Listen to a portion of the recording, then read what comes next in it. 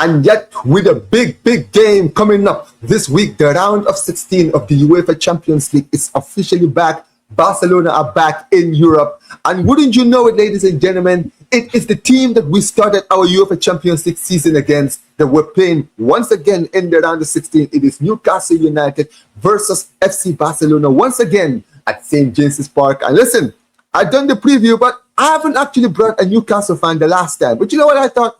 Of course, man, listen, you guys already know this dude. He's one of my closest friends in this platform, and he is a Newcastle fan. And it was about damn time he was back on the channel because he's been here for almost a year, man. But big up to my brother, Steve. Steve, brother, how are you doing, man? Big game in the midweek.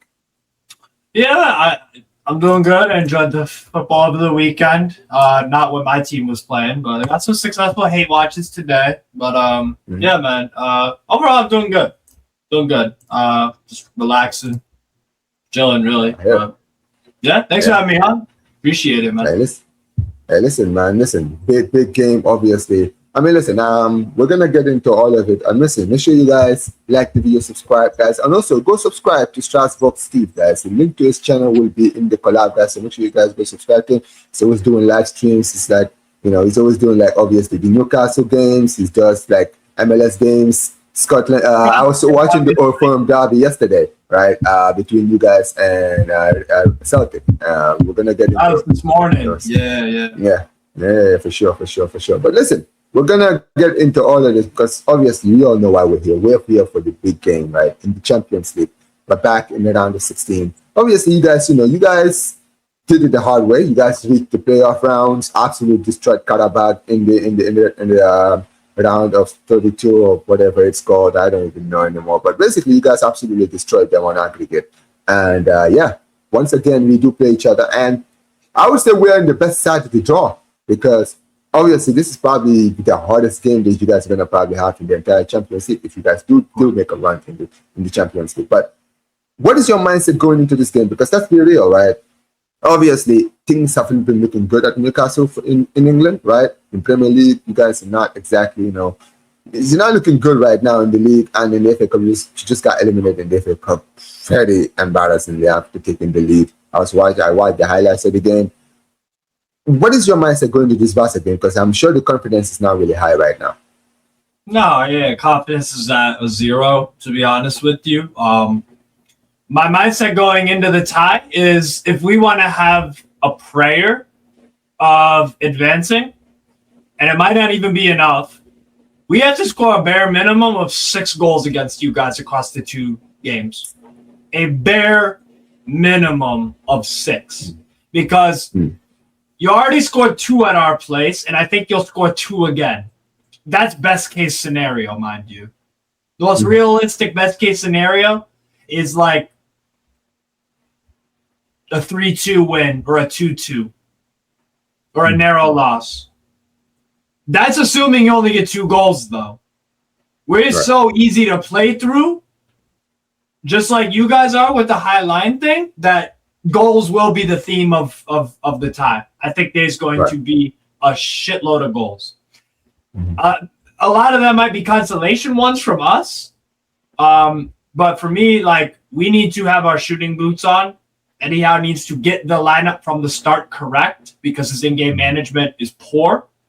And we have to score goals because you usually. So I'm assuming you're going to score 2 goals at our place because you already did, and then I'm also assuming you're going to score at least 3 at home because Omar, I watch a lot of Barca, and most of the time you score 3 goals at home under Flick. Most of the time.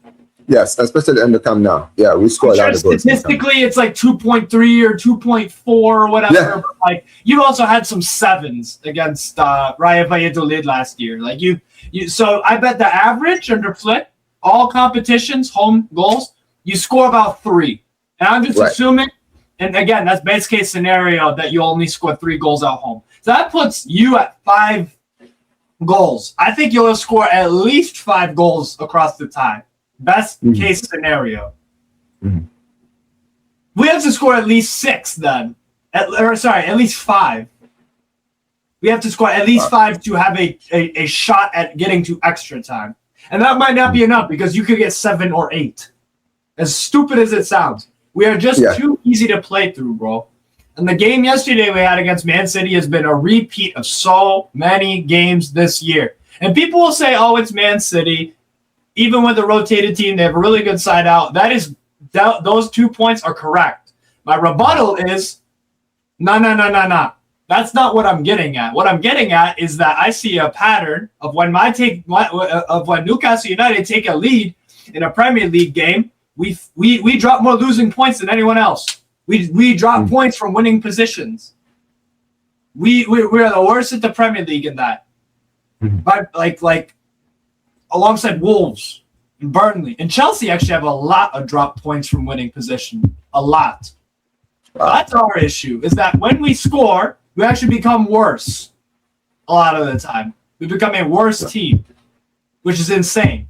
In fact, in the Carabao second leg game, we scored first in the game, and we scored another, but then we took our foot off the gas. And that complacency, it didn't bother it. And then people be, oh, well, you were 8-2 up on aggregate at that, or 8-1 or whatever it is. That's not the point. The point is bad patterns in game lead to bad results, and the bad results have been happening all this season. So for me, that's what mine said, bro. We need to somehow score about 5 or 6 goals to even have a chance at advancing. I heard. I mean, okay, so here's the thing, Steve, when you think about it, right? You guys, I would say, your best performances this season in any competition, I'll be honest, I feel like it's in Europe. Because let's be real, like your best performances, right? If you look at obviously in your last games, right? You beat Karabakh twice. You played PSG on the final game at the Parc des Princes, where you guys drew. Where let's be real, you guys had a big shot of winning. We hung in there. Yeah, I mean, you beat Benfica. Exactly. You beat Benfica. You've beaten Bilbao. So you guys have actually had a lot of great nights in Europe this season. Yeah, right? results. Yeah. But in those Benfica and Athletic Bilbao games, bro, those were more like 1 or 2-0. Like we didn't completely embarrass them and play electric football. We did enough and we got 3 goals. But here's the thing, right? Here's the point I'm making. If you look at you guys, I feel like you guys play your best performances this season in Europe. And for me, I'm gonna be very real. I've been so disappointed with Barcelona's performances in Europe. Not the results, because kind of like you guys, we've been getting the result, but the performances have been dreadful. If you look at our last 3 games in Europe, right? We played Copenhagen, Slavia Prague, and Eintracht Frankfurt. These are 3 of the worst teams in the Champions League. Apart maybe from Copenhagen, who are. And then you had the Club Brugge game as well. You had the Club Brugge game as well. Remember, right? We should have lost that game. The game ended 3-3. Yeah. It was 3-3, but let's be real, man. We were so lucky, man. Our attack had it, because our defense was completely dead in that game. Slavia Prague are one of the worst teams. You know, bro, they were one of the worst teams in the Champions League. And they still managed to score 2 goals against us. They were one of the lowest scoring teams in the entire Champions League. And they still managed to get 2 goals against us. Eintracht Frankfurt, bro, I've been watching these guys getting whooped by everybody. Atletico whooped them. Liverpool whooped them. Everybody whooped them. And we not only escaped with a 2-1 win in our home ground when we were 1-0 down. Copenhagen, right? You should have been an easy conclusion. We were 1-0 down at halftime. And this is my thing. We're playing teams like this. And you're thinking, on paper, we should be battering these teams. So this is why even though Newcastle United are not looking good, and they have not been looking good, right? I think we're better than Slavia Praha and Frankfurt and whatnot. Yeah. And the thing is, you guys play well in Europe. I feel like you guys, your best performances are in Europe. And this is why, even though, yes, we've beaten you in Europe this season, I am very, very cautious, because I'm like, bro, the performances need to step up for Barcelona in this game against Newcastle, because I think Newcastle will come out, and they will come out to play, because at the end of the day, they have home advantage. They're going to want to take advantage and get the win against us. You understand what I mean, right? And they play their best performances in Europe. So if we decide to underestimate, make the mistake that PSG did, all these teams did, right? When they played Newcastle, we could lose this game. We could lose by 1 or 2 goals. And that's going to be a mountain to climb. So that's why I'm like, we need to wake up. We need to make sure that we start from the front, right? We need to make sure that because when we played each other in the opening game of the Champions League, let's be real. Jean Garcia saved us in that game. You guys were absolutely amazing. Jean Garcia was phenomenal. Yeah, we had plenty of chances. Yeah. You had plenty of chances to score. We capitalized on the two big chances that Rashford had, and we won that game 2-1. Right? The header, the superb header, and then the other and the one. Beautiful, and the shot from outside the box. Like that is the point. We took our chances in that game, but let's be real. Newcastle United were the better team in that game, and this is why, despite the fact that I should be confident looking at Newcastle's form, I've seen them be bad all season in the league and still perform in Europe. And that's why I'm like, bro, wake up. It's not a matter of, that's the thing about the time. I think it's for both teams. I think there is guaranteed going to be maybe even as high as like 15 or 20 big chances across the both teams. It's how many of them are going to be taken by both sides. We'll probably have 9 or 10 big chances across the two legs, and you'll probably have about 9 or 10. It's all about who's going to take those and when. Remember, you won 2-1, but the goal we scored was a consolation basically. Y'all had already done the damage, and y'all already took the sting out of the game, particularly to the Pedri on his own was just controlling the game like it was magic. And our fans on Twitter, I remember on Twitter after the game, every fan that went to the game every Newcastle fan was just talking about Pedri. Yeah, Pedri was too good. No, he was sensational. And that's what I'm worried about, bro, is that we'll be presented with chances, don't take them, and what happens in football when you leave chances on the board? You get punished, especially when you're playing against a team with fucking world-class forwards. No, that's the thing. It's for me. It's the who's going to be more clinical. I expect it to be Barcelona. That's what it is because I don't rate either defense. Besides the goalkeeper, I mean, look, your goalkeeper is outstanding. We have our defense. To be fair, our defense kind of they kind of stepped up in the last two games, especially the Atletico game in the Copa del Rey. They really stepped up. Kobashi played well. Martin has been playing well. I would say this, right? Obviously, the big injuries, we had both of our fullbacks in Balde and Kunde were out for this game, right? I would even necessarily say it's a big loss. It's a big loss in terms of squad depth because that's both of our starting fullbacks right there gone. That's why I would say it is a big loss. But having Cancelo in this game would be huge, right? I'm so happy that, I feel like in the way that Flick plays, Cancelo is going to cook. And he's been playing very, very well in the last few games, right? Eddie Garcia at right back, right? Pivoting at right back. He's been doing an amazing job over there. I want to see more of that. I don't know. I'm going to be real. I would maybe start Araujo in this game. I mean, I know a lot of Barca fans are going to be like, oh, Papa Omar, Kobashi. I'm surprised you said it. Yeah, I'm surprised. Yeah, Kobashi and Martin have been doing a good job. The problem is, I feel like you guys have a lot of tall players. And you guys could decide to just hoop it into the box, right? And this is the thing. We're not good at headers, man. Now, the current defenders we have are not really good at set pieces and stuff. So, and you guys have a lot of players that can really work for you guys on set pieces. Yeah, we're decent attacking set pieces and whatnot, but also we're atrocious defensively on set pieces. Atrocious. And, yeah, I mean, but also, set piece wise, we're not really good at set pieces. Yeah, taking our chance to set piece. And that's why I would like to see Araujo, because I feel like Araujo would be good at set pieces when crosses comes in. You understand what I mean, right? And obviously, our attack, I'm going to be real, bro. I don't want to see Ferran Torres anywhere near this team, bro. Yeah, he's anywhere near, bro. This guy has been playing against us, bro, for the past few games. Lewandowski needs to return back into the starting 11, right? Yamal needs to be back. Rashford, I'm sure, probably come from the bench, but he started in the game against Bilbao this weekend, right? So, Raphinha is back. Midfield, like you mentioned, Pedri, who was injured, is back from injury, right? He didn't even start in the game against Bilbao, came up from the bench at halftime, right? So, we saved him. He had only 45 minutes to play. Bernal has been performing these days, right? He's really started to pick up like his place. Bernal's a good player, man. Yeah, both Olmo and Fermin are in the team. The defense is looking good. I would say, apart from the fullbacks, we're the fittest that we are. But let me ask you this. As far as Newcastle is concerned, I think Bruno Guimaraes is not available, right? Yeah, he ain't going to be back till mid-April or something.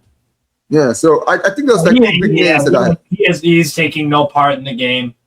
Lewis Miley, definitely not. Fabian Schär's been out since like January. That's a season ender. He's done. And then we just got back Tino Livramento. But of course, Eddie Howe's going to rush him back. And he's going to get fucking hurt again. So there's that. One of the biggest issues with the manager I have, because I think his player welfare and all that is poor. I think he rushes back guys way too much. It's ridiculous. What's it called? Other than that, we have everyone available, really, besides Bruno Guimaraes, Fabian Schär, and Lewis Miley. Okay. So let me ask you this, right? How do you think Eddie Howe would potentially set up in this game against us, right? So obviously, I've been seeing a lot of criticism from not just from you. I've been hearing like the guys like True Jordy, like what's his name, Irish guy, like a lot of the Newcastle people, right, that I do watch, and a lot of them, some of them have been very critical. Like most of them have been very critical of Eddie Howe. And the biggest thing I've kind of been noticing, and maybe you can explain this, right? Apparently, like the big issue with Eddie Howe has been the way he's kind of been playing players out of position so frequently recently, right? Playing Voldemade, like you mentioned, in midfield, right? Apparently I heard that there's a player he was playing, and one of the attacking players he was playing at right back. I don't know who was he played at right back. He put Tonali at right back late in a game that we were getting bopped on, yeah? Yeah, I mean, to be fair, he wasn't it him that started moving Joelinton from striker to midfield? Wasn't it him? Yeah. It was Eddie Howe, right?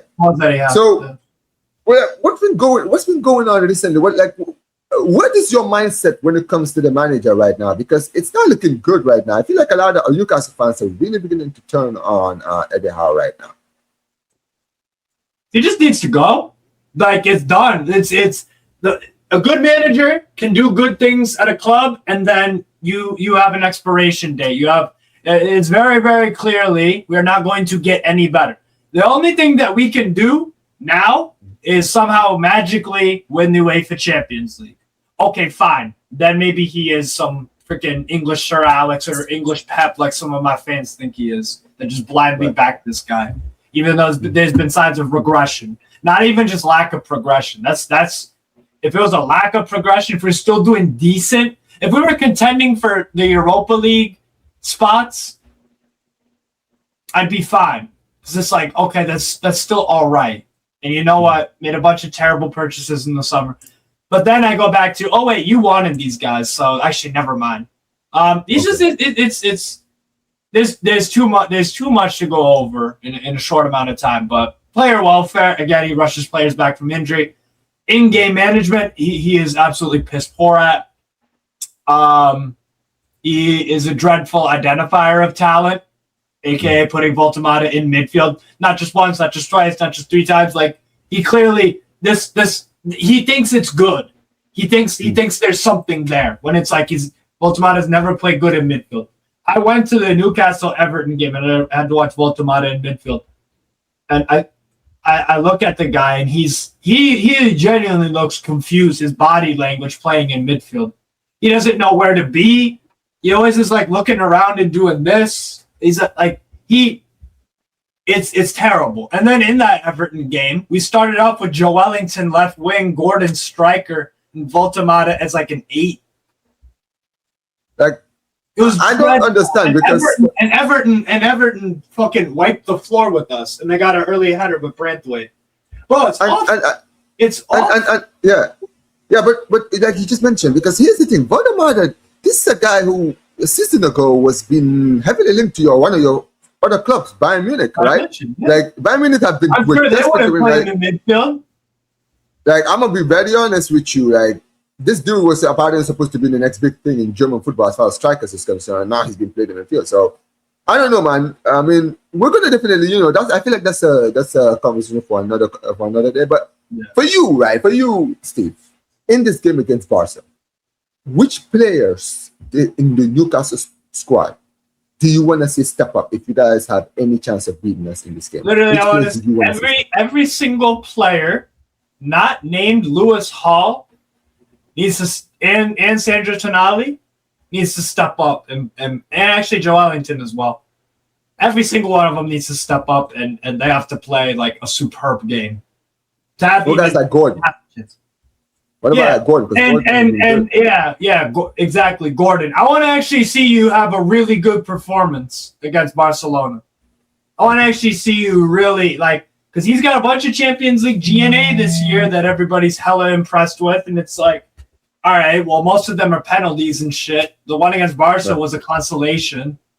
It's like, yeah, his GNA's great. His performance they've been all right, but he ain't tearing nobody up. He had a decent little 10, 15, 20 minutes against Leverkusen.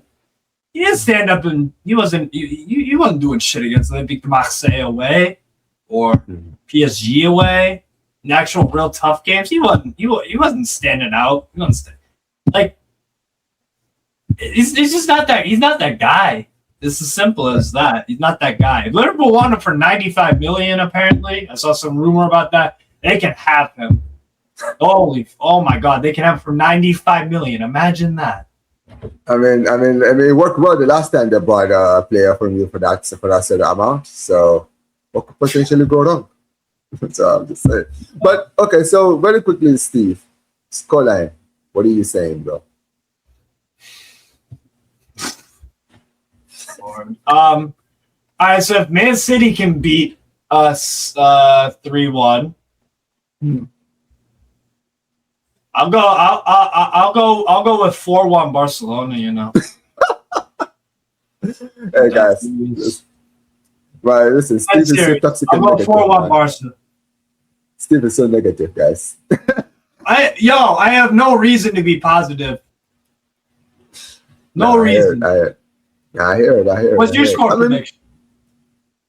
Look, man, I'm going to be very honest with you, man. I want to... it depends, man, because, look, I've seen us perform so well domestically, but when in Europe, bro, I have not seen the best out of Barcelona in Europe at all this season. That's true. Any point. You know, I'll change mine to 4-2 then. Fine. I'll change mine to 4-2. Yeah, I'm going to be real, bro. I think we could win, but I don't think we're going to win as big as maybe you're saying. So, for me, I could go... maybe another 2-1. You know what? I'll go 2-1 again. I said we're going to be there with another 2-1. Oh, but I wouldn't even be surprised if you guys take the lead this time. I genuinely wouldn't, because bro, we've been behind in our last 3 games in the Champions League. You know what? Actually, like I said, we've dropped so many points from winning positions. We just did it yesterday. Like we flat out just went into duck and cover mode after we scored yesterday versus Man City. We just sat back. Our defensive line got deeper and deeper and deeper. And a minute before Man City scored their first goal, around the 30th minute, I was like, I do not like where this is headed. We're being far too conservative.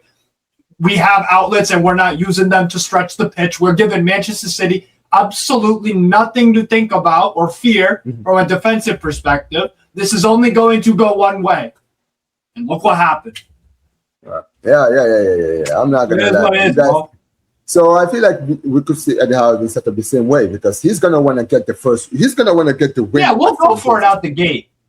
That's what I think. I think you guys will, and you probably take the lead, and you just try to sit back and be like, listen, let's just take this one. Yeah, let's just take anything to come.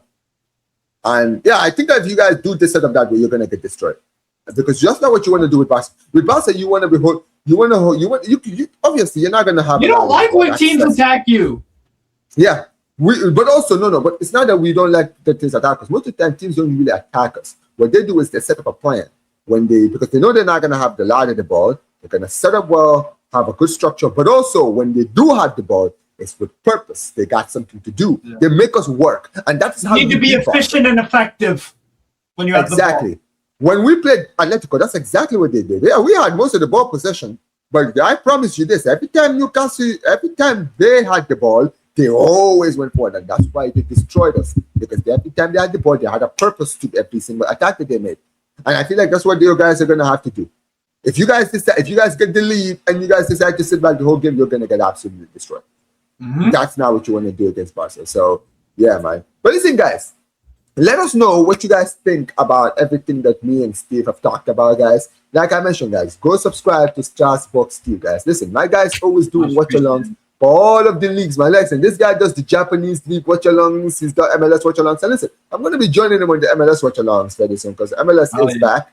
And I'm gonna be back on this channel. So guys, you guys will be seeing me on his channel for the watch alongs, especially for the Atlanta United games, because obviously I'm A-Town, so yeah, I'm gonna be watching. But yeah, man, make sure you guys go subscribe to him, guys. And listen, guys, in the comment section below, let us know your predictions of the game, guys. Let us know what you guys are predicting the game to be, guys. Do you think Barcelona are gonna get another win at St. James Park?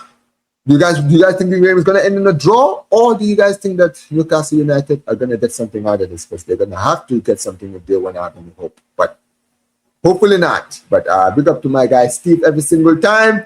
And yeah, man, appreciate every single one of you guys. Smash the like button, subscribe to the channel, turn on notifications. All of the beautiful stuff. Let's go, Barca. Peace.